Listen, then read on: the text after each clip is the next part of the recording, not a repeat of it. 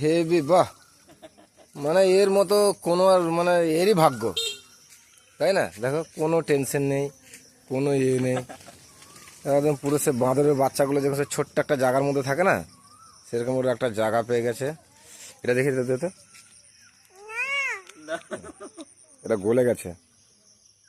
হুম, নে ধর, সকাল সকাল একদম পুরো, এই যে এবার ঘুরবে, ও দুপাক ঘুরি নিয়ে তো